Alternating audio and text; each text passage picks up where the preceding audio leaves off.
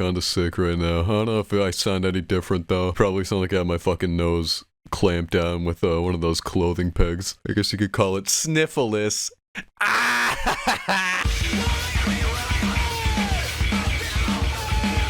Album length. Not really a big deal if you're an average Joe who likes to listen to music in the background, but as someone who's got the attention span of a kid with severe ADHD, the length of an album can be quite infuriating for me. Now, this is gonna be a pretty opinionated video, so if anyone here gets offended at all, I'm sorry. Now, what do I think is the best length for an album? Typically 35 to 45 minutes. Doesn't take an eternity to finish, but it's long enough to where you feel fulfilled with the amount of music that was on the album, alongside not taking up 3 whole fucking periods in your school day. I think a few bands who really aced the album length are the Melvins with Bullhead, Black Flag with My War, yes, including Side B, Primus with Sailing the Seas of Cheese, and Big Black with Atomizer. No, these are only just examples, and there's way more than this. These are albums that you can be sucked into for long enough to enjoy all of it and not feel blueballed because they decide to not put anything else on them. Some albums like Houdini by Melvins are pushing it just a little bit at 50 minutes, but sometimes they're still easy to sit through. Right, that's cool and all. What about the albums that are too short or too long? Shut the fuck up and let me continue!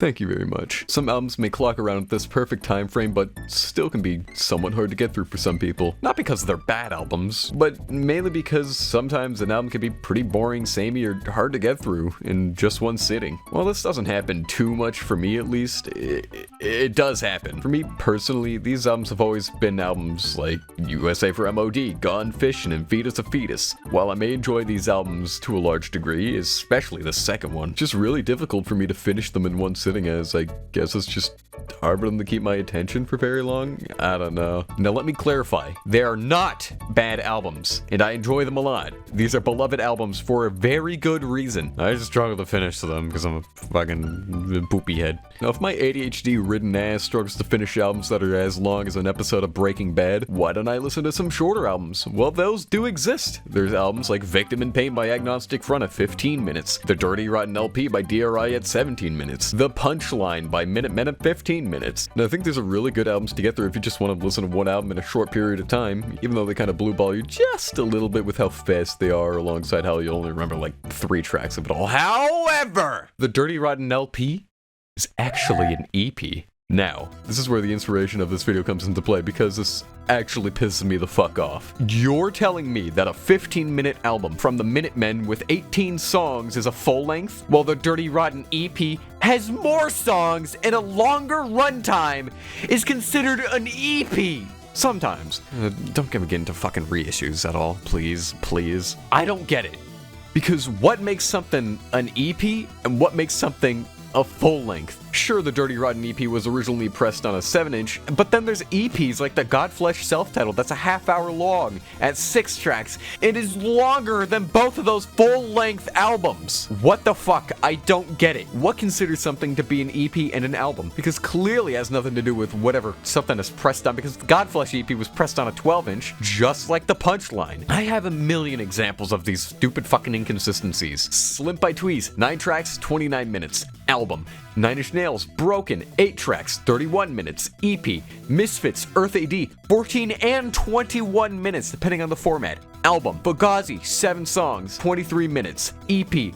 Why? Maybe it has something to do with CDs, in which I'm not entirely surprised about, but fuck man, you're telling me that Earth AD, a full length before CDs were big, and Minutemen's Project Merch is an EP. What the fuck? Now, although it may not matter, like, at all, to me it does, and this shit genuinely pisses me off. Now, onto something I think we all can agree with. Albums that are over an hour long are fucking needless. The only reason people make these albums over 1 hour long is to fill space on a CD, but it negatively impacts on the album, making it boring as fuck, chock full with filler, and way too long for no fucking reason. There's a million of these albums that I can think of that are too long, one of which is Independent Worm Saloon by Butthole Surfers, which I think is a perfect example of being needlessly long. The album isn't bad, in fact I think it's a very good album. However, there's a ton of filler on here, and the only reason people remember it is for Who Was in My Room Last Night and maybe Wooden Song and Alcohol. But other than that, the album is just filled with filler start to finish and has no reason being an hour long. Another example of these overly long albums for no reason is the first two Ween albums, despite how fucking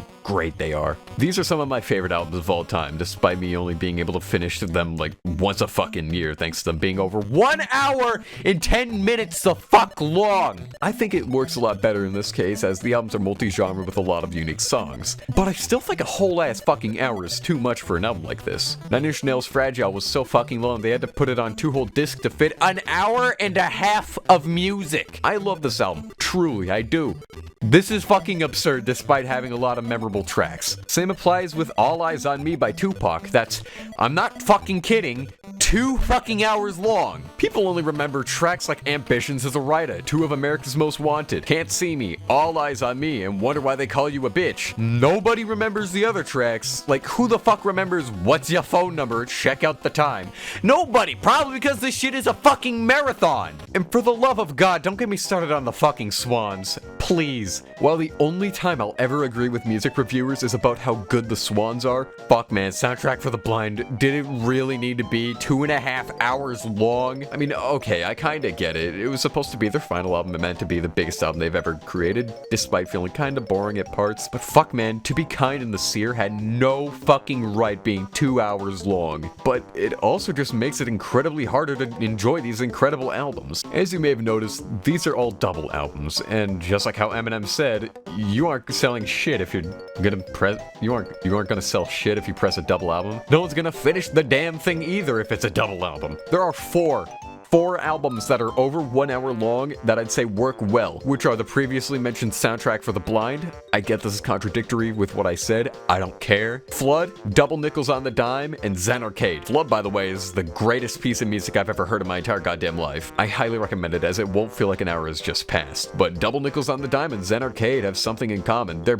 barely above 1 hour long, they're double LPs, and they're punk records. Most of them being punk albums for over an hour long may sound completely fucking agonizing. It's actually surprisingly really well done, and everything is unique and varied, especially Zen Arcade. Seriously, that album is a fucking experience. The last side for Double Nickels is a little bit forgettable. No one's gonna really remember Dr. Wu, Love Dance, and June 16th, but Zen Arcade is one of the most well-done concept albums and double LPs I've ever heard. Truly, it's a work of art, and I've listened to both this and Double Nickels way too many times to count. Back on the topic of Flood, single track albums. I think some are really well done, some are kind of piss, and some aren't even one track. Let's go back to Flood, yet again. It's a really well done single track album. We get it, move on please, Fez. But Boris have also done Absolute Go, a brutal 1 hour long drone metal track that nobody can get through because it's drone metal, and you really have to like drone to enjoy it. And of course we gotta mention Dope Smoker, are you fucking kidding me? This album is revolutionary in how it used a single track album and made a masterpiece of a stoner metal song. This album is so well done, it's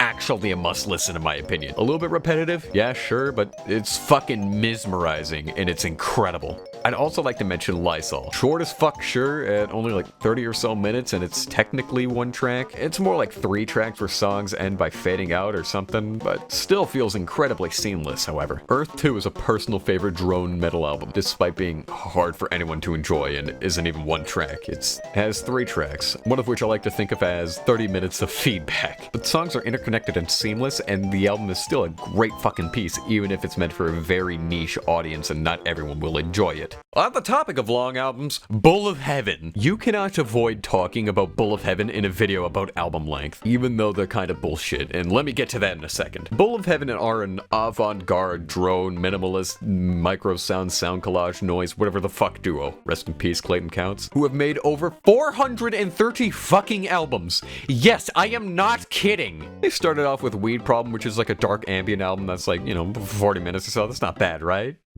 Right? Album 11, Spacewalking Your New Way Home. Another drone album. It's about 2 hours, right? Swans have done longer. And then we get to album 12, Timeship 2012. A 3.5 hour long album. Album 19, Hypnosis, Drugs, and Mind Control. 8 fucking albums. What the fuck? It only gets longer from here. Album 28, Even to the Edge of Doom. 12 fucking hours. Album 208 to 210. Don't ask about the big ass jump. These are the iconic ones. They're looping fucking sounds for 1,000 minutes, 4,500 minutes, 50,000 fucking minutes. Oh, and we can't forget about album 310 with a name I'm not even gonna attempt to pronounce, which goes on for almost 10 to the power of 49 fucking years long. Multiply that by 3.343. This shit is so fucking long. No human alive right now is able to finish it in one lifetime. The universe will be fucking gone by the time this album is finished. And you know the funny thing? These albums are fucking bullshit. This album isn't 1 MP3 or like 20 MP3s even. It's 1,000 to the power of 3 subdirectories of MP3s. There's this many MP3s in the fucking zip bomb of an album. Funny thing is, you can't even unpack it in its entirety. It is literally impossible, as no one has 400 quatorticillion terabytes of storage. You know, these guys may be lying about having the longest albums on Earth. Kinda, technically, maybe. But A, they're still long as fuck. And B, these people are intelligent as fuck. Albums like 242 to 260 require some like expert ass math that I don't even care to understand just to even play the songs the band wanted in the first place. Some albums that I don't really care to know are purposefully corrupted, but able to be recovered if you know what you're doing. And you know, this shit's fucking cool, even if it's a little bit retarded as hell. And that's exactly why I love Bull of Heaven. These guys also have some really fucking cool stoner metal albums, really cool drones, sound collages, and are, as a whole, really fucking interesting, and I really recommend you give them a listen, even if it's the same sound looping for 1 quadrillion years. On the opposite side of the spectrum, let's talk about something completely dumb and pointless, which are the short-ass punk EPs. Right, I already talked about EPs, we get it. But I just love these bite-sized EPs from like Discord and SST with like 6 to 10 minutes long with like 4 to 8 small ass tracks, and I just think they're great to listen to if you just want a little nibble of punk at the moment. Minor Threat, alongside the rest of the early DC hardcore scene, Black Flag, Agnostic Front, SSD, and yet again, the Minutemen, all had excellent bite-sized EPs that I think are just so much fun. I might have to cut this video a little bit short, but too long didn't read. I'm a piece of shit who's never happy about anything.